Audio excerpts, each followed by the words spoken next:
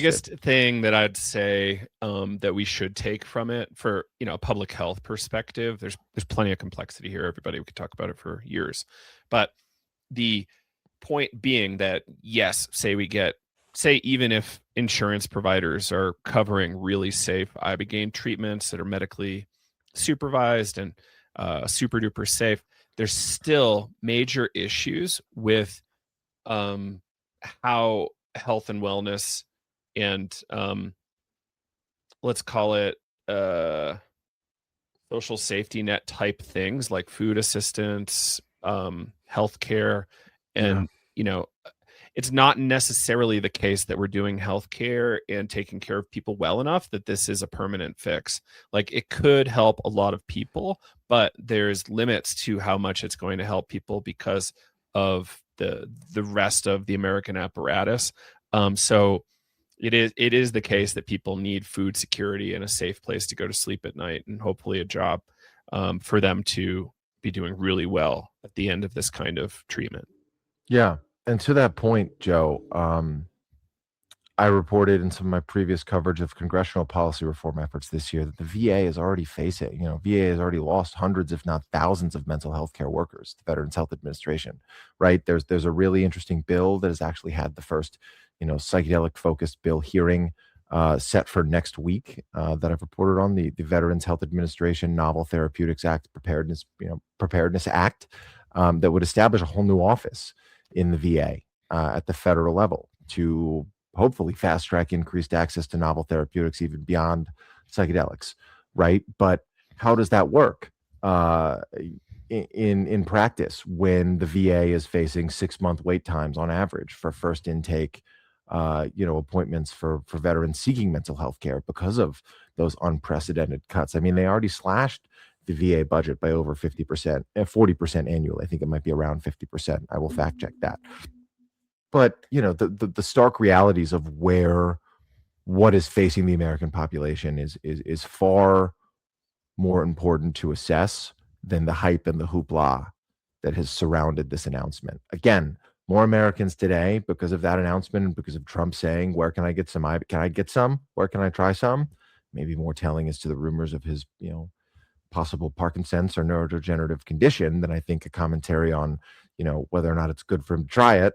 But nonetheless, ibogaine is unavoidably a part of that American lexicon in a way that it wasn't as of a week ago, and that's really important. Mm-hmm. That is, we can't understate that. And yet, and this is where I with all due respect to the voices, and the advocacy leaders that helped bring this about, statements that were made in that Oval Office signing on Saturday by Brian Hubbard, founder and executive director of Americans for Ibogaine, saying that the age of American prohibition of psychedelic medicine is over, are concerning and frustrating to hear. And frankly, not rooted in any reality that the rest of us are living in. And again, I say that with the utmost respect for the pioneer of the American Ibogaine, movement and resurgence. But to say something like that on that stage has fueled misinformation across the media surrounding what this order does or doesn't do.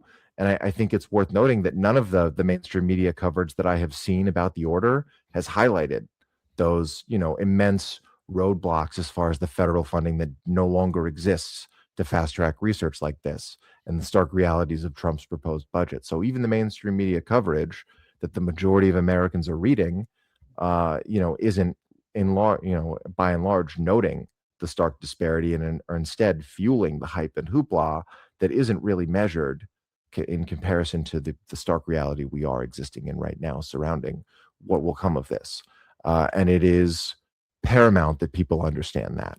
And I think far too many actually do. I've seen dozens of posts across social media in the last 48 hours alone of individuals claiming that Ibogaine assisted therapy or access to Ibogaine is now legal here in the United States. If I could put this in bold lettering across my forehead for a certain period of time on these live streams, I would. That is not true. Please know your rights. Please know your rights. The stock prices of some of these ibogaine oriented or interested psychedelic biotech companies are certainly having a big resurgence right about now. Ibogaine clinics in Mexico certainly going to get an influx of new patients, and plenty of people will have access to ibogaine and possibly have their lives saved from increased treatment by flocking to Mexico or enrolling in clinical trials in the next few years. But this is not a cure-all, a panacea, or a silver bullet, and the road forward is far more complicated. We need to be very clear that